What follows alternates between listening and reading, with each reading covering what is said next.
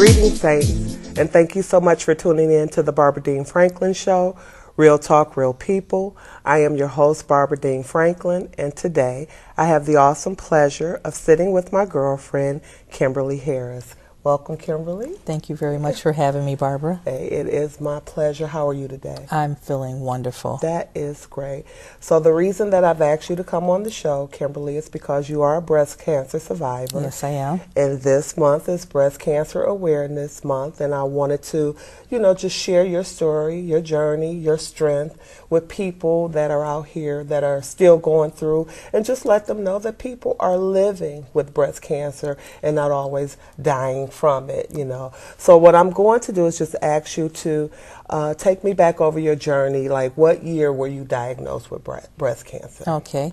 I was initially diagnosed with breast cancer in October of 2004. Mm-hmm.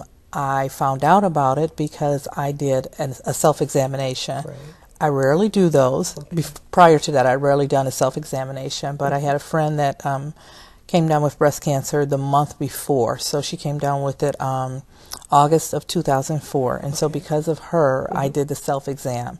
I felt something in my left breast that just didn't feel normal. As black women, I think we have a lot of tumor fibers type tumors that are just nothing, but I felt something that felt like something I'd never felt before. Right. So I immediately made an appointment with my primary care doctor, and he then told me what he suspected, but he said it may not be. It could just be some fibrous tissue. Okay. I then had a mammogram, and then I had a biopsy. Okay. And I was very brave because I just kept saying, it's probably not cancer or anything, it's probably nothing.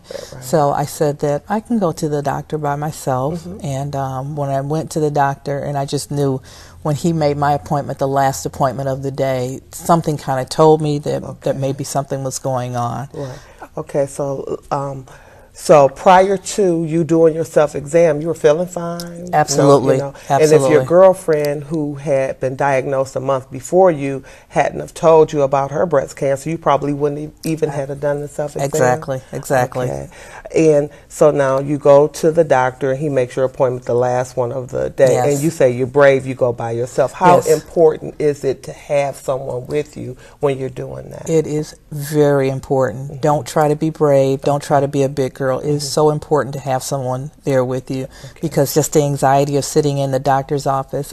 There was a lady in there that I'd never seen before, and I got kind of upset, and I started crying, and she just held me. She held me just like I was a baby. I also called a friend of mine who lives way over on the east side, but she just happened to be on the west side of town, and she came and she met me at the doctor's office, and she held me after the lady that I met, the angel that I met, helped me. Okay.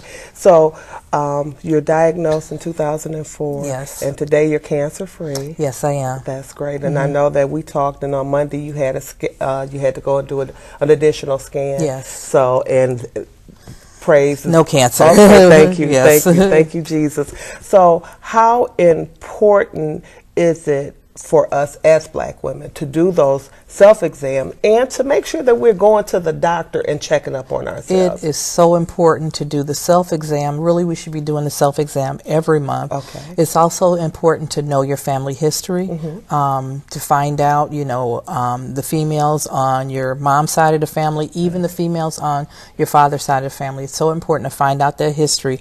Talk to them. Ask who had cancer, who had breast cancer, who had ovarian cancer.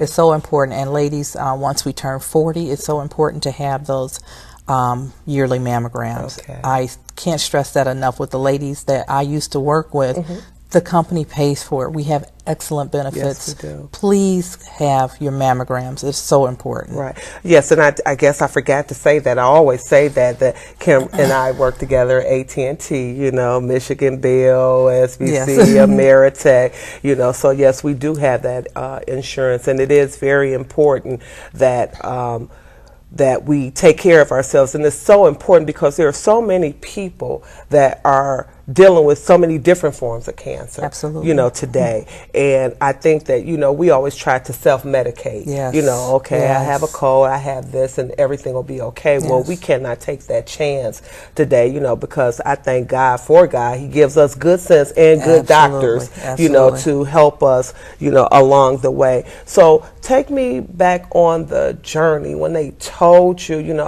and if I say anything that you don't want me to say, you can kick me under the table. Ouch, not like that. No, I'm just joking. You It's okay. Yeah, just, you know, so going back on your journey, what did that feel like for you? It was just a range of emotions, but the one thing, I just wasn't afraid, and I never once said, why me? Okay. Never once, because my faith in God became so much stronger. Right. And I actually tell people, you know, I kind of in a way thank God that I came down with cancer, because it grounded me. Great. It made me realize what was much more important in my life. So gaining weight was not important in my life. Exactly. My hair that I used to just love and cherish was no longer. I'm not my hair, so that wasn't important anymore. And also my journey put me in touch with a lot of wonderful people. I found out that there were so many people that cared about me and that loved me, and they were right there with me from the beginning to the very end. So with my breast cancer, I had it on the left side. I had to have a lumpectomy, which is removing the tumor itself and removing part of the tissue in the breast. I also had to have chemotherapy, and I had radiation. Okay. So how was the process? This happened in 2004, and I was just reading up last night about the lumpectomy and the mastectomy. I guess the difference, you know, in the two of them, and how it is still important, because they go in, they think they have everything, you know, but how important it is to follow up, you know, to make sure that you are, you know, doing the things that you're supposed to do. Now, as a result of your breast cancer, you know, they tell us that we shouldn't do the white sugars and the different things. So what did you know, as a result of your breast cancer, what are you doing different? What are some of the aha moments that you think you uncovered? Well, I tried to change my diet. You know, I'm a Southern girl too, so I love my sweets. As a matter of fact, my now husband, his first wife died from cancer, so he had a lot of really good books and a lot of good recipes that I did try to use, but just the basic things that I could cut down on, I did. I still love sugar, but I've cut down on sugar tremendously. I don't drink pop anymore, and I'm much more conscious of exercising, even if I can't do a lot, but I walk every day. So exercise and drinking lots of water, it's very important. All right. So they were saying that some of the following I'm looking at, I have a email that I get from the USA.gov, and they have a lot of good information, and I'm going to make sure that I put this link on the page so people can go to it. But they were just talking about the following risk factors may increase the risk of breast cancer, and that's estrogen and the hormone replacement therapy and exposure to radiation, obesity, alcohol, and the inherited risk. But the things that we could do to decrease it is to exercise and to get decreased exposure from estrogen, and then be selective estrogen receptor modulators. Well, they got prophylactic mastectomy and and I'm not going to do all these needs because you know, because I would not get it right. But they just have they also give, it's called a pink ribbon kit, and it's Pink Ribbon Sunday program, and I don't know what that is, but it gives you a lot of different information about early detection of breast cancer. And so with the early detection, because again, so it's just very important that we go into the, make sure that we're checking up on ourselves. So that's an annual pap smear, annual mammogram, and then breast self-examination. How often do they recommend that you do that? Anywhere from once a month to once every 3 months. I do it once a month, though. Okay. I do it once a month. Okay. So now you're going through, again, we'll go back to your journey. You're going through in 2004, you have they've told you that you have breast cancer, and you go back to the doctor, because I'm sure they're checking it. Do you get a second opinion? Do you just... I really trusted my doctor. I just didn't find a need for a second opinion. At that point, I was really sure that's what it was. He did a biopsy, and I was very sure. And I just wanted to know, what is it? Let's move forward to get it taken care of. Let's do what we can. So with you say you had radiation or chemo? I had both. Okay, radiation and chemo. Yes. So how long did that process take for you? Well, actually, I was off work for about 7 months. I had surgery, and after the surgery, I had to heal from the surgery. So it took like 6 weeks to heal from the surgery, and then they could start the chemo. The chemo was very brutal. It was very brutal. Wouldn't wish that on anybody. It was the worst experience of my life, but I needed it to save my life. So I knew I had to go through it. I had a very strong support system, and my faith in God is the only thing, because after I only had 4 chemo treatments, they were so strong to I would have the treatment, it would just knock me down the next day, and by the time I'd start feeling better, because I had to have the treatments every 3 weeks, so by the time I start feeling better, it was time to get knocked out again. So there were so many things with the chemo therapy. I read a lot, but there were just so many other things, like your fingernails get black and under your feet get black, and I went through having sores in my mouth, and it was difficult, but it saved my life, and I knew it wasn't something that was going to go on forever. Right. Now, what is the difference, if you can, between chemo and radiation? Do you know? Chemo, there are a lot of different types of chemotherapies, and what they'll do, once your doctor finds out that you have cancer, they'll work with a team of doctors to find out which combination of chemo would be best for you. Most times it's a combination of 2 medicines, and then they'll determine whether or not, depending on the type of cancer, the type of breast cancer that I had was estrogen receptive, so which meant that I couldn't have any type of estrogen products in me, and it was a very aggressive form of cancer. So because it was so aggressive, they wanted to give me this very strong combination. Even though I only had 4 treatments, it was extremely strong. So it varies so much. It just depends on the person, and they try to tailor something for you. The chemo is just basically to kill the cancer, but it kills a lot of other cells too. So that's why a lot of times people get very sick from it. And the radiation how does it differ from chemo? Actually, the radiation is just like these bright lights. It is just having a light on the affected area, but the radiation, you have that more often. I had that 5 days a week for about 7 weeks, and it's not as harsh as the chemo. It doesn't make you as sick, it just makes you tired, but there are a lot of long-term effects with the radiation, because it just kind of burns your skin, and it can affect your bones, and it can affect other areas of your body. So you're going through the chemo, you have those 4 treatments, and as soon as you get stronger, it knocks you back down, it's time for another treatment. Yes. You go through your chemo and you're done with that. Then you start the radiation. You're not doing those both at the same time? No, in my case. But in some cases you do it at the same time. But for me, because again, that chemo that I had was so strong, I had to wait about 6 weeks after I was done with my chemo, and then I started the radiation. Well, one thing I know, that the chemo may have been strong, but I know that you're stronger than anything. I found that out. Your faith in God. I mean, I just, everybody loves you. You're just such a bright light, and I thank God that you took the time out to come here and talk, because I know so many people, again, that are suffering, with some type of cancer, and they need to know that it is possible, that there is blessings on the other side of through. You go through something. And I think what I really kind of want you to talk about is your attitude as you went through. I don't think that you had a woe is me party, and you said that earlier, because I think if we have the right, because our bodies are made to self-heal, and I think that if we think, like positive thoughts, if we are committed that this is not going to take me down, you know, and if we go into that like that, I think that it helps us, you know, to get rid of those, you know, things that are affecting us. Tell me, you know, again, about your support system and what kept you believing and trusting and knowing that, you know, you were going to conquer this. Well, I knew that I was going to lose my hair, first of all. So I always wanted to be a blonde.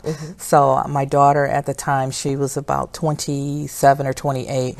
So that she wouldn't be so upset about her mommy going through this, I told her, let's go wig shopping.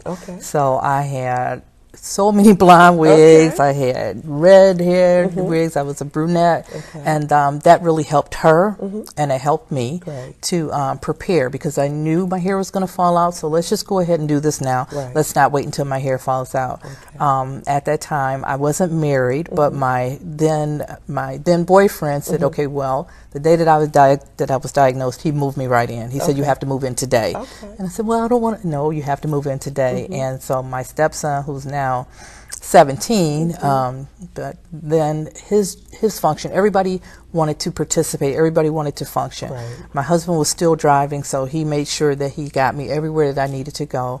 My stepson, my son, his job was to answer the phone and to take all the messages, and everybody wanted to do something. I had so many people.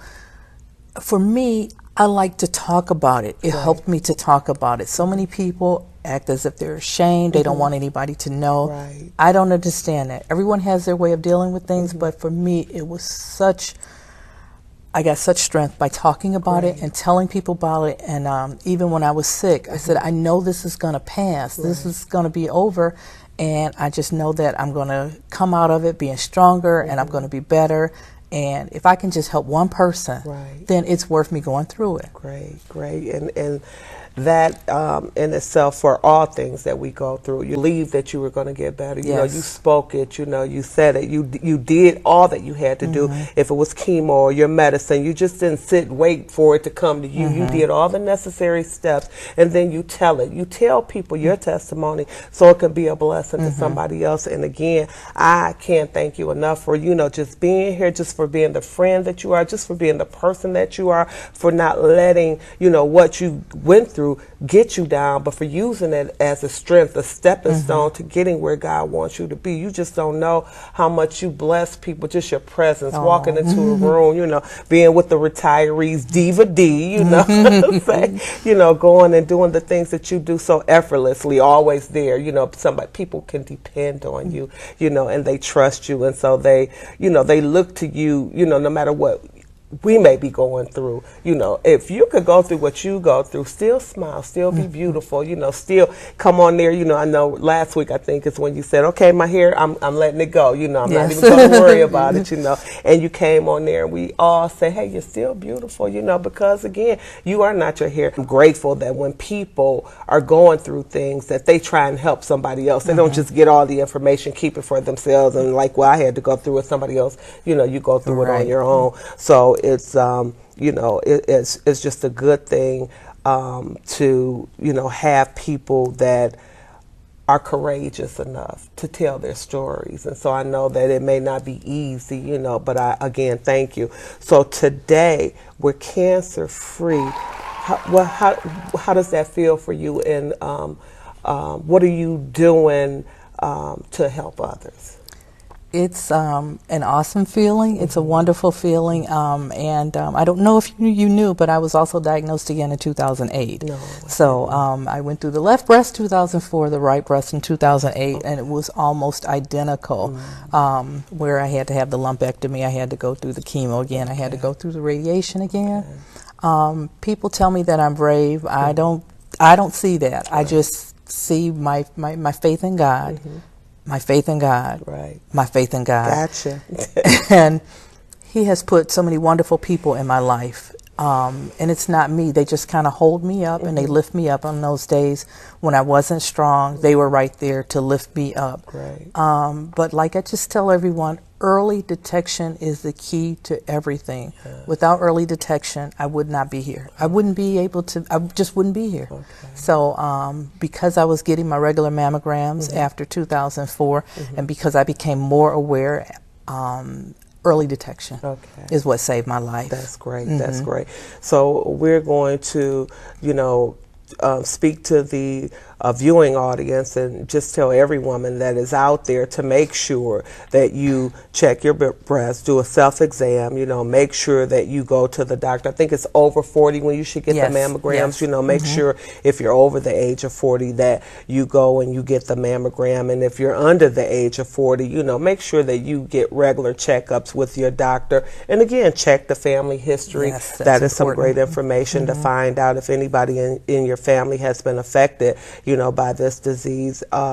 It's just, amazing to me that it seems like growing up, there were rarely did you hear about stuff like this. When I was coming up, I don't know too many people that were affected by, the disease. And it just seems like so much stuff is going on. Now, I'm going to have later on in the month a girlfriend of mine that worked for AT&T as well. Her name is Cricket Lot, and she does raw food, and so they do, the natural eating healthy and essential oils, the oils that are, in the Bible, oils that's supposed to help your body. So we need to exercise, we need to eat right, and we need to do some research on the things that, we're eating. I'm a fast fooder, because sometimes I don't want to cook, so I'm loving me some Church's chicken and okra, and I talked about, being on Weight Watchers. I got on the scale this morning. I need to watch my weight some more, because I'm not doing all that I need to do. But it's very important that as we, go to the doctors and that we, look at, try to be mindful of what we're eating. Sugar is really bad for us. Yes, it is so bad for us. And so is that something that they talk to you about when you went to your doctor, you went through your chemo or whatever, is that something that they share with you as well, like the right things to eat, the right things, different things to do? There might have been a nutritionist or someone that worked with me, but actually I was so overwhelmed by kind of having the disease. Everything was just coming at me at once. And I just said, Lord, you take all this information and decipher it for me, because everything was just happening so fast. Right. Now, I was reading up last night before we came here, and that's one of the things that they talked about was taking somebody with you so they could take the notes, so they can maybe ask questions that you are overwhelmed from, like everything that you want to do, so they can ask the, questions for you, take the notes, and feed back to you what they said at the doctor, because sometimes, it's just sound bites. You're not really hearing anything. So, some more good information. I think that this this site that the USA Gov gives you is just really good. When they talk about the stages of, they have the different stages of breast cancer and what you should do after you've been diagnosed, and how cancer spreads through, your breast or to other parts of your body. So again, I have to make sure that I'm, putting this information out there so it'll be a blessing to someone else. So tell me what else is going on in your life. I've retired. I've just been so busy. What is that? I just what is up with that? Because I retired in March, and I think I'm busier today than I ever was when I worked. So I told them, I said, I don't call it retirement, I call it rehirement. This is like you're just running for yourself, running for everybody else. So, so are you? Are you in any organizations? Yes, I am. I am part of a group called Sisters Network, and actually the group meets in River Rouge, Michigan, which is quite a distance from me. But there was a girl that I connected with on Facebook that was from my old neighborhood that we never met, but 35 years later, she found out that I was a breast cancer survivor, and she asked me to come to a meeting. So now I'm very active in our group, Sisters Network. We do a big what we call a pink gala. We do that once a year. We are very involved in the community of River Rouge. We go door to door, passing out information. We have a little walk through the neighborhood, like a parade, and we are very, very active and involved in the community. So I really enjoy that. Okay. And Kimmy, if you could, talk to somebody that is going through right now, somebody that is newly diagnosed with breast cancer, and they, they're struggling with, the fear, the worry, the why me, what would be your best advice to someone? Just to be encouraged, find someone that you can talk to. Don't try to hold it in. Don't try to take that journey by yourself. You can't do it. In talking to God, God is going to put some people in your life. It's wonderful to talk to God, but you still need some people that you can lean on. And there are so many people out there that want to help you. There are really people that want to help you. Find a person or 2 or 10 or 20, because you have to have someone to talk to. You have to have somebody to take you to an appointment on the day when you don't feel like driving yourself. But it's just so important to have some sort of support system. I talk to people all the time. I talk to strangers. I talk to people in the grocery stores. I talk to anybody that wants to listen, and I tell them about it. And if I know someone that's going through it, if I see someone, and I just ask them, "Are you having a bad day? Is something going on with you?" And I talk to them. I never did that before, but going through this cancer has given me so much courage to just reach out to people that I would. And my husband, he thinks that I'm crazy because I always go up talking to strangers, but because sometimes it could just be just a little thing. Are you going through something right now? Or, sometimes I see people in a doctor's office, and I met a couple of people that had just been diagnosed, and I just give them my number, and I give them my email address, and I tell them I'm on Facebook.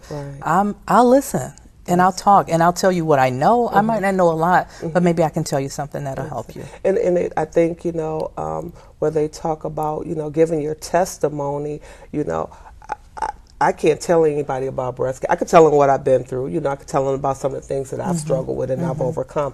But unless you've walked a mile in that shoe, it doesn't, they just think that people are just being nice or being kind. So what you're doing is being a blessing to someone who has to go through that journey, that you've been through. They see you, they know that they too can, overcome that. I think that what you said is very important. You look at me and I may be smiling and say, I'm having a good day, I'm great, but you really don't look at me to take the time to say, are you really okay? What's really going on? Because, as women, we're so guarded, we don't, we think that, most of our sisters are hating on us anyway, we so busy backstabbing and catty with each other, it goes on, we pray that it does not, and that's why I started the organization Women in Power Crossing Path, a network of sisters uplifting, encouraging, and inspiring each other to motivate each other, to teach our young women how to be real sisters, you do what it is that you do, I do what it is that I do, and there's enough of, for everybody to go around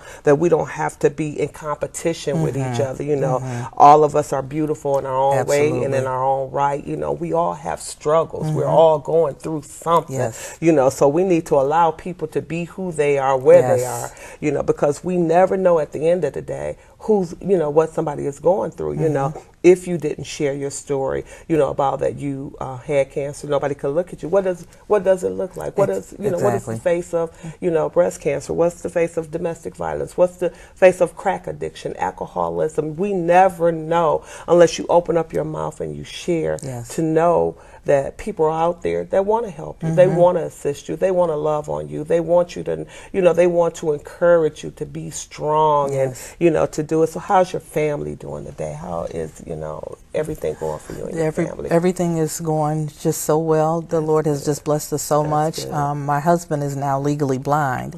And but it's a wonderful thing because when when he needed to see, he saw. Exactly. And when I was sick, he was able to to drive me around, and he was there to do everything that needed to be done that I was too weak to do.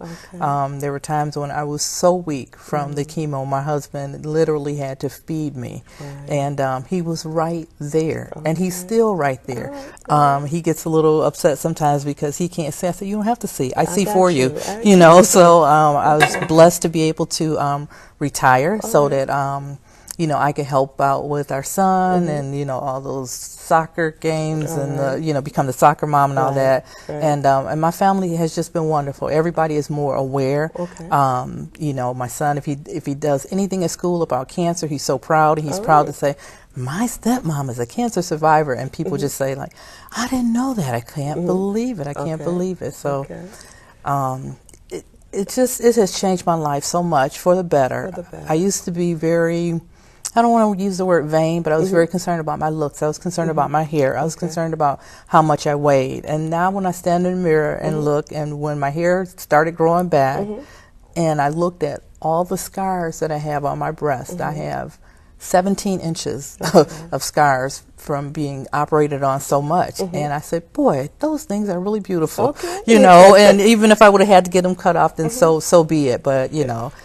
And I was just sharing with the young lady that is here working with us, you know, how you have to love the me you see, you know, and you know, you have to get to a place, no matter what it is that we go through in life. You know, we can always look for somebody else to need to change, or somebody else needing to do this, or somebody else, but until we are in love with who we are, you know, big, small, hair, no hair, you know, issues, no issues, until we get to the point where we can love ourselves, really look at ourselves and really be in love with ourselves.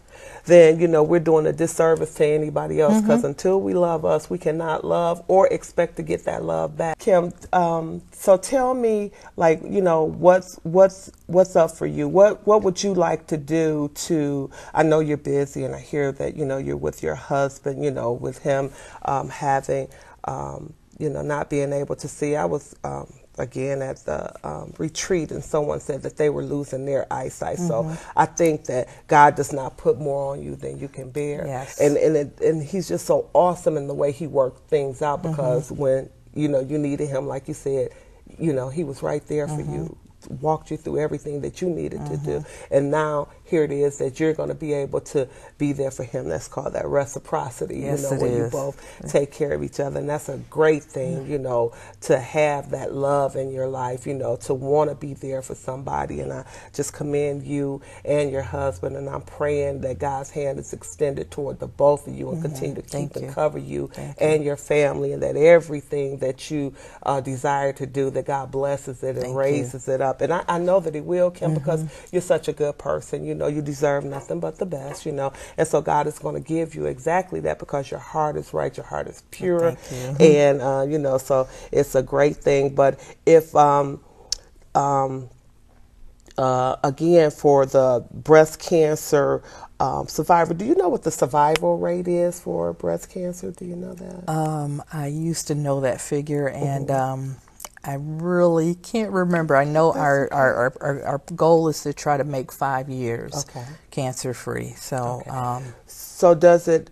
So if you make 5 years of cancer free, are the chances of it coming back less? They are a lot less. The chances of it coming back after 5 years is greatly reduced. It still happens, but if you can make that 5 year mark, you're usually in pretty good shape, but it can still happen 10, 20 years later, you know. And I have heard that people had it, you know. So I guess to you go, you do the chemo, you do the radiation, they remove, you know, like, what can you do after you've had all of that and you're cancer free? What is it, something that you can do to again eliminate those? I know, you know, the eat right, you know, I know the exercise, but is there something else that they recommend that you do? Just keep in touch with your doctors. I always say I'd rather go to the doctor and they tell me it's nothing than to not go to the doctor and wait, and they say, why did you wait to come to me so late? We lost a friend. I'm sure you remember Anya Collins. And I remember Anya being at work and complaining about pain under her arm. I remember that. I remember that like it was yesterday. And she was busy taking care of her family and saying, I'm going to go to the doctor. I'm going to go. I'm going to go. And by the time she got to the doctor, it was late. It was very late. And we lost her. Yes, I do remember Anya. I definitely remember Anya, and, you know, just paying tribute to, you know, all of our friends that we've lost to some type of illness.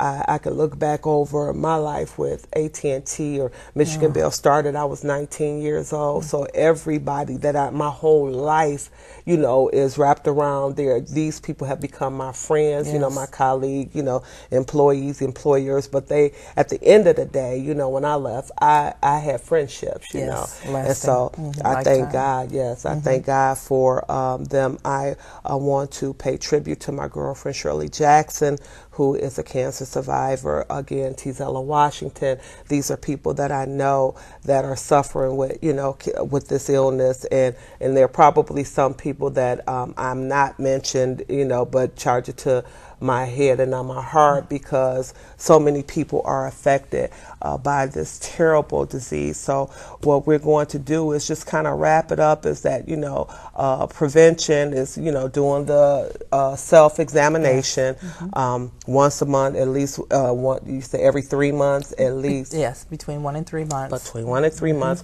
making sure that if you're over 40, that you get that mammogram, that if you're under 40, that you just make sure that you get a regular checkup, you know, pap smear, you know, get your checkups, check your family history to make sure that, you know, these diseases don't run in your family. Eat right, exercise, you know, and have a right attitude, you know, don't carry a lot of stress, you know, don't let the worries of the world consume you, you know, if you're on a job, don't let that job work you. Yeah, exactly. You know, leave the job at the job. You know, when you go home, try to find some freedom for yourself. You know, get out and do things that make you happy, and love on your family. You know, and just make sure that you know, because they said at the end of the day, we all, you know, will have to leave here. Let's make sure that the memory that we leave with people, our memories are good memories. You know, and the trouble comes by everybody's way, you know. Bad things happen to good people, you know, but be a person who could stand for something, who has that integrity to do something. I just really, truly appreciate you being here. I love you so much. So much. I love you so much more. I know. I just really, you know, thank God for the people that He had put in my path, you know. The thing that I just forgot to mention, don't be afraid to take people kind of out of your life temporarily while you're going through it. If they're negative and if they don't have anything good to say, I have a dear aunt that I had to hang up the phone on because she just kept talking about who died from cancer. And I said, I can't talk to you right now. I love you, but I can't talk to you right now. That's good. I was, during the first time I was around, I was selling Mary Kay, and this lady was trying to make me meet my quota, and I could barely talk. I was so sick, and I had to hang up on her. So it's very important. You can love people from a distance, but while you're going through it, you need nothing but good, positive people that are just going to send out positive vibes and positive energy. That's going to make a difference. That is some great information, and I'm glad that God brought that to your remembrance, because that is so important that sometimes we have to, you know, step aside, and, you know, you do it in love. You know, I'm not mad at you, but you know. You have to go exit stage left right now. You know, somebody had told me, I don't know, you know, where it was, that no is an anointed word. You know, sometimes you need to, you say no to people, you need to step aside from people. And I don't know if it's Tupac or who it is that got the song, I ain't mad at you, you know, but sometimes you have to make it do what it do. So again, I thank you, and I'm going to get ready to end the show, but I'm looking forward to sitting down with you, talking more. If it's anything I could ever do, for you, for your sister group, anything, thank you so much. if you guys Thank want you. to come back, sit down, talk, with me, I would be more than happy to thank sit you. down with you guys and talk, to share and spread the word, whatever it is that you need me to do. But again, God bless and keep you, and thank you.